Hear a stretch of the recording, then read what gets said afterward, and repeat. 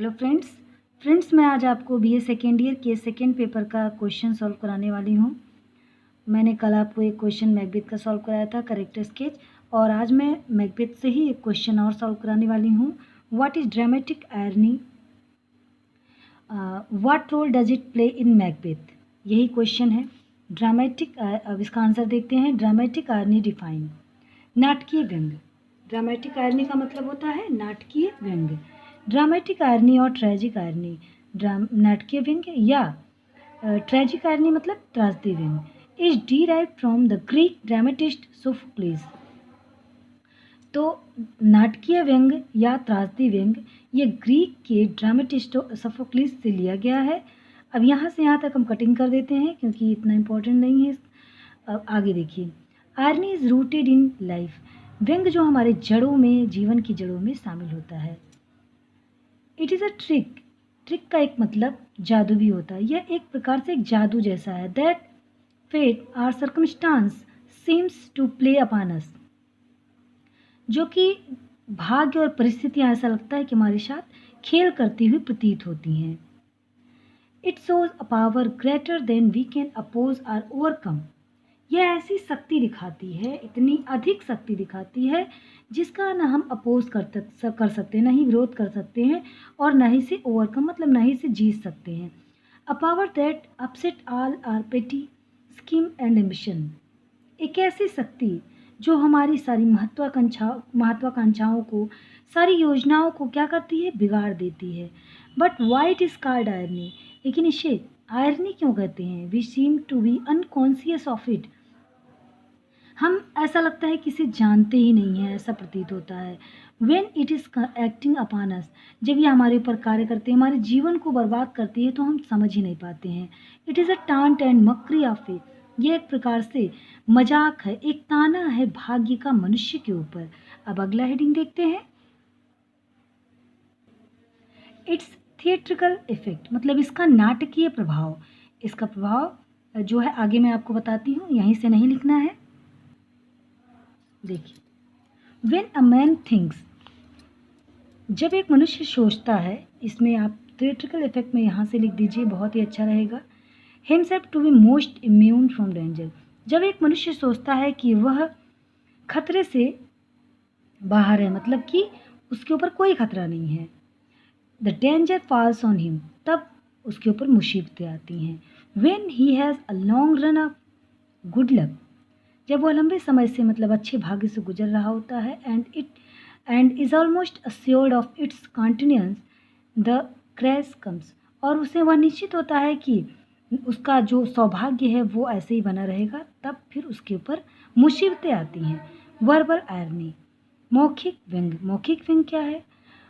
On the stage the irony sometime lies in the double significance of the word used by the character, कभी कभी जो drama में character होते हैं वो ऐसे सेंटेंस, ऐसे वर्ड का यूज करते हैं जिनका डबल मीनिंग होता है। It is then known as verbal irony, और तभी से हम वर्बल आयरनी कहते हैं। But there is also what is called irony of situation, लेकिन आयरनी ऑफ सिचुएशन भी कह सकते हैं। Sometime the two blend together, कभी कभी दोनों एक साथ मिल जाते हैं। And the distinction can not be taken to be too rigid, और जो भेद होता है उसको अलग नहीं किया सकता है, और यह बहुत अधिक मतलब मिला हुआ या सख्त होता है। आगे देखिए, आर्निकल स्ट्रक्चर ऑफ मैकबेथ। देखिए, let us examine this tragic irony in Macbeth. चलिए, ट्रेजिक आयरनी का हम एग्जामिन करते हैं मैकबेथ में कि कहाँ पर है ये। First, the atmosphere of the play, सबसे पहले जब हम ये प्ले शुरू होता है तो हम देखते हैं कि कैसा एटमॉस्फेयर है। Too tense with gloom and terror, बहुत ही टेंशन भरा, अंधेरा और भयानक जिस रास्ते से वो गुजर रहे होते हैं वहाँ की बात है। Is rich in tragic irony, मतलब यह भरपूर है ट्रेजिक आयरनी से।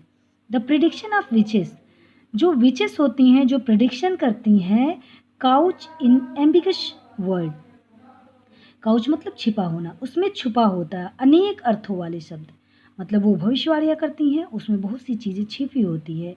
Are at first fulfil to the entire satisfaction of Macbeth, पहले तो पूरी हो जाती हैं सारी महत्वाकांक्षा मैकबेथ की, वह सब पूरी हो जाती हैं, संतुष्ट हो जाता है, but finally involve him in रूइन and confusion, लेकिन अंत में वह बर्बाद हो जाता है और भ्रमित हो जाता है। The latter prediction to come true but in the sense different from the Macbeth, बाद वाला प्रिडिक्शन भी सही हो जाता है, लेकिन ऐसा मैकबेथ नहीं सोचता है। It illustrate N irony of situation, यह सिचुएशन की आयरनी को व्यक्त करता है। अब आगे देखते हैं आयरनी ऑफ सिचुएशन। सिचुएशन को देखिए कैसा है। Irony is found in Duncan's speech at the moment of Macbeth entrance. Duncan जब स्पीच देता है मैकबेथ को देख करके, उसमें भी व्यंग है जब मैकबेथ प्रवेश करता है। Duncan of course make this remark in reference to Cawdor, निश्चित है ये शब्द जो कह रहे हैं डंकन वो काउडर के लिए कहते हैं, but it is equally applicable to Macbeth, लेकिन ये समान रूप से मैकबेथ पे भी लागू होता है। कैसे? क्योंकि इस समय तक मैकबेथ अपने मन में राज्य के पाने के लिए लालच उसके अंदर आ चुका था, इसलिए यह उस पर भी लागू होता है। और काउडर तो कम विश्वास करता है, घात करता है, लेकिन मैकबेथ तो ऐसा करता है जिसका कोई जवाब ही नहीं है। देखिए डंकन क्या कहते हैं, there's no art to find the mind's construction in the face, he was a gentleman on whom I build an absolute trust. Duncan कहते हैं कि कोई भी ऐसी कला नहीं है कि किसी व्यक्ति के मस्तिष्क को पढ़ा जा सके उसके चेहरे से, और वह एक जेंटलमैन था जिस पे मैंने पूर्ण रूप से विश्वास किया था।